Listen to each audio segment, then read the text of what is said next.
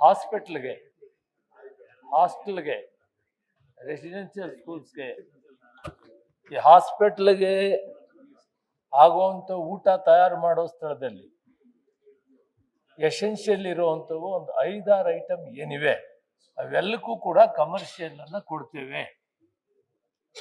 ಈಗ ತಕ್ಷಣಕ್ಕೆ ಇದು ತೊಂದರೆ ಇದೆ.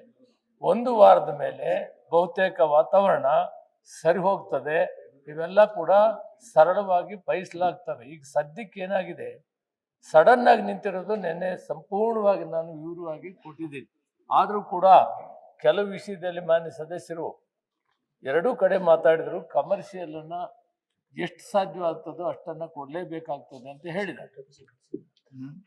ಎಲ್ಲಿ ತೀರಾ ಅವಶ್ಯಕತೆ ಇದೆ ಹೋಟ್ಲವ್ರಿಗೆ ನಾನು ಸಲಹೆ ಮಾಡಿದ್ದೀನಿ, ಸದ್ಯಕ್ಕೆ 1 ವಾರ 10 ದಿನ ನೀವು ಎಲೆಕ್ಟ್ರಿಕ್ ಸ್ಟವ್ ಏನಾದರೂ ಉಪಯೋಗಿಸಿ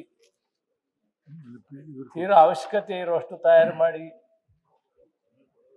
ಮತ್ತು ಈಗ ತಕ್ಷಣಕ್ಕೆ ನಾವು ತೀರಾ ಅವಶ್ಯಕತೆ ಇರುವಂಥ ಹಾಸ್ಪಿಟ್ಲ್ ಆಗ್ಬೋದು, ಹಾಸ್ಟೆಲ್ ಆಗ್ಬೋದು, ರೆಸಿಡೆನ್ಸಿಯಲ್ ಸ್ಕೂಲ್ ಆಗ್ಬೋದು, ಮ್ಯಾನುಫ್ಯಾಕ್ಚರಿಂಗ್. ಈಗ ಹಾಸ್ಪಿಟ್ಲ್ಗೆ ಫುಡ್ಡನ್ನು ತಯಾರು ಮಾಡಬೇಕಾಗ್ತದೆ. ಅದಕ್ಕೆಲ್ಲ ಕೂಡ ವ್ಯವಸ್ಥಿತವಾಗಿ ಕಮರ್ಷಿಯಲ್ ಸಿಲಿಂಡರನ್ನು ನಾವು ಕೊಡ್ತೇವೆ ಅಂತ ಆಶ್ವಾಸನೆ ಕೊಟ್ಟಿದ್ದಾರೆ. ನಾನು ಕೂಡ ಸದನ ಕೇಳ್ತಾ ಇದ್ದೀನಿ.